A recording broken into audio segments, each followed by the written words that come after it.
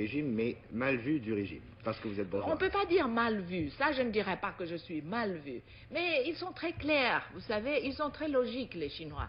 Ils ne vous demandent pas d'être avec eux. D'ailleurs, ils préfèrent que les choses soient claires. C'est pas la peine, et ça je dis toujours aux jeunes qui se disent aux marxistes, etc. Je dis attention, vous êtes tous des bourgeois, vous savez. Vous êtes des bourgeois. Nous sommes tous bourgeois.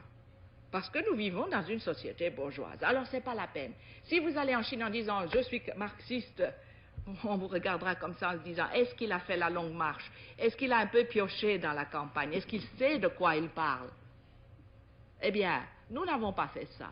Nous avons beaucoup de sympathie. Moi, j'ai beaucoup de sympathie. Mon mari, qui n'est pas du tout, qui est tout à fait bourgeois et qui est colonel de l'armée indienne, a beaucoup de sympathie. Beaucoup de gens ont beaucoup de sympathie pour ce que la Chine essaie de faire. Mais ce que nous voulons faire, c'est prévenir l'Occident que de s'enferrer dans son ignorance et dans son isolement du reste du monde, c'est dangereux pour l'Occident. C'est-à-dire, c'est pas faire des propagandes pour la Chine, mais de leur montrer ce que la Chine fait et de leur dire, attention, on va faire quelque chose de très dangereux, on va vous lancer et vous casser le cou sur quelque chose que vous ne comprenez pas. Nous savons qu'il y a en ce moment des gens qui pensent encore qu'ils peuvent attaquer la Chine. Et qu'ils pensent qu'en attaquant la Chine, tous les problèmes du monde seront résolus. On a peur de la Chine, on a peur du péril jaune, voilà, ça dure depuis 60 ans. Le péril jaune. Or, il n'y a qu'un péril pour l'Asie et pour le monde, c'est le péril blanc d'après nous. N'est-ce pas? Alors, ça dépend des choses. Et moi, je vous dis, attention, parce que vous allez vous casser le cou. Voilà. Dans ce contexte-là, qu'est-ce que vous pensez des efforts que les États-Unis déploient pour empêcher la Chine de Mao d'entrer aux Nations Unies? Je crois que c'est tellement imbécile, ça devient une rigolade. D'ailleurs, tout le monde en rigole.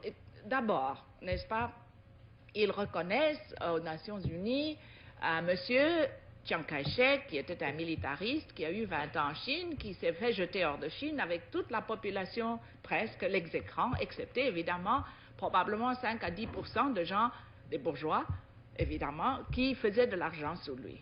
Bon, des gens comme mon mari, mon premier mari. Mais à part ça, les gens en avaient assez de lui. Bon, il est reconnu comme étant la Chine, on le met en Formose, qui est un territoire chinois, et on reconnaît que ça c'est la Chine, et pas le reste. Très bien. Eh bien, d'abord, ça dure depuis longtemps, et il y a au moins la moitié des pays du monde qui en ont eu assez de cette idiotie et qui ont reconnu la Chine, n'est-ce pas? Donc, aux Nations Unies, il y a beaucoup de gens qui ont reconnu déjà la Chine. Bon, il y en a d'autres qui ne le reconnaissent pas, on leur fait un peu de pression quand ils ont besoin de reconnaître, quand ils veulent reconnaître, bon, ils ne reconnaissent pas. Quel mal ça fait à la Chine? Ça fait beaucoup de mal aux Nations Unies. Qu'est devenu les Nations Unies? Une espèce de club où on boit du whisky et on fait beaucoup de longs discours sur quoi? Pas sur le Vietnam, pas sur la Tchécoslovaquie, pas sur Biafra. De quoi parle-t-on là? De toutes les choses qui ne font pas, qui ne sont vraiment pas importantes pour les deux grands. On ne parle pas des véritables problèmes du monde. Alors, vous savez, ça devient un petit club de troisième ordre. Qui veut y entrer, peut y entrer. La Chine devrait avoir sa place, c'est-à-dire le gouvernement de Chine devrait avoir sa place là, au lieu du gouvernement qu'on reconnaît là et qui est périmé. Eh bien, ils attendront. Ça ne leur fait pas de mal. Comme il reste juste un peu plus de 3 minutes, je voulais vous demander, en conclusion, quels sont vos espoirs, vos prédictions sur les possibilités de coexistence pacifique entre le monde capitaliste, le monde soviétique et le monde chinois. Est-ce que c'est possible? Je vous ai déjà dit que la paix du monde dépend sur l'indépendance et la puissance de la Chine.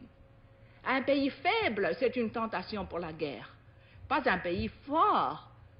Parce que, et voilà une chose que je crois qu'il y a des gens au Canada qui ont commencé à reconnaître, c'est que la Chine, vraiment, dans son évolution future, le plus vite qu'elle devient forte et puissante, le plus tôt peut-être qu'on aura la paix, la vraie paix au monde, et pas cette espèce de paix loupée, une espèce de coexistence entre les deux grands qui est vraiment un néocolonialisme nouveau. Et alors, c'est cela vraiment que la révolution culturelle veut dire. Est-ce que la Chine va devenir comme les autres et faire un partage à 3? Non. La Chine a refusé le partage à 3. Elle a refusé complètement d'oublier les pauvres, d'oublier les peuples révolutionnaires. Et voilà là la grande question, et il faut que l'Occident le comprenne. Et récemment, McNamara, ancien secrétaire de la Défense, disait en substance aux pays sous-développés, pour bénéficier de l'aide américaine, il faut que vous fassiez du family planning, il faut que vous fassiez de la contraception massive. Quelle est votre position là-dessus? Ma position, c'est que le pape a raison. Sur la pilule? Le pape a complètement raison sur la pilule. Expliquez-vous.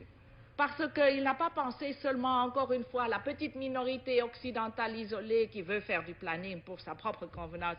Il a pensé à l'Amérique latine, qui est sous-peuplée, qui n'a que 5 personnes par kilomètre carré. C'est-à-dire 15 fois moins qu'en Europe. 15 fois moins qu'en Europe, qui a besoin de gens pour la développer et à qui M. McNamara a dit « vous devez absolument vous stériliser ». Pourquoi? C'est du génocide déguisé. C'est pour pouvoir empêcher qu'il y ait là vraiment des populations qui peuvent être indépendantes. C'est pour en faire des colonies dont on extrait tout ce qu'on veut. Et voilà ce que le pape a vu, mais il a vu aussi autre chose.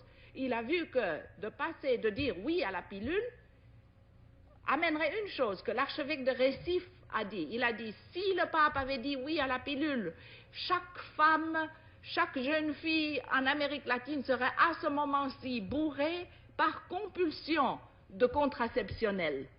On le lui mettrait dans son manger, on le lui donnerait à l'école. Et voilà ce que le pape ne voulait pas, parce que la moitié des catholiques du monde, ça vient de l'Amérique latine, et l'Église ne va pas se stériliser elle-même.